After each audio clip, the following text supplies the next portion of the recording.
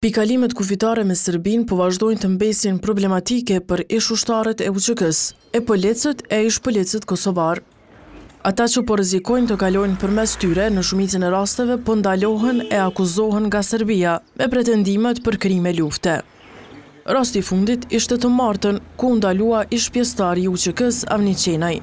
Nga organizata e veteranëve të luftës së UÇK-s po shprehen të shqetësuar dhe apelojnë bashkëluftëtarët që t'i evitojnë pikalimet kufitare me Serbinë. Sipas tyre, vetëm gjatë këtij viti janë ndaluar rreth 10 persona. Më 10 po, domethënë kemi shumë raste, gjatë vitit të fundit kemi atë arrestimin e këtij bashkëluftëtarit tonë që është në fakt fatmirësisht ky nuk ekzistonte në databazën tonë hiç, vetëm se ata akuzonin që prap ky kishte qenë koshare, ishte nga Peja. Kemi këtë rastin kemi një rast në Ravec, 2 vllazër nga Raveci para disa kohë, njëri u liru, pastaj tjetrin e mbajtën për dikun, nëse s'gaboj, një javë, e mbajtën mbrapa, pastaj e liruan edhe ato, po dikun rreth 10 raste kemi vetëm këtë vit që kanë ndodhur këto maltretime nga ana e Serbisë. Një rast konkret të maltretimit të mbajtjes padrejtësisht e ka shprehur vajza e ish-luftarit Hazir Hazirit, që tash 3 muaj është duke u mbajtur nga autoritetet serbe.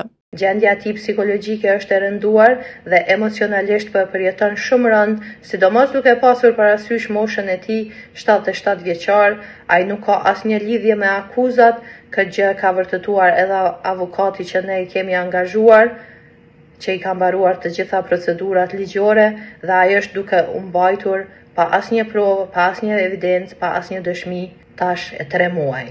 Një nga rastet që mori më së shumti vëmendje kohëve të fundit ishte edhe arrestimi i ish-policit të Kosovës Armënor Spahiu, që u mbajt në paraburgim nga qershori deri në nëntor.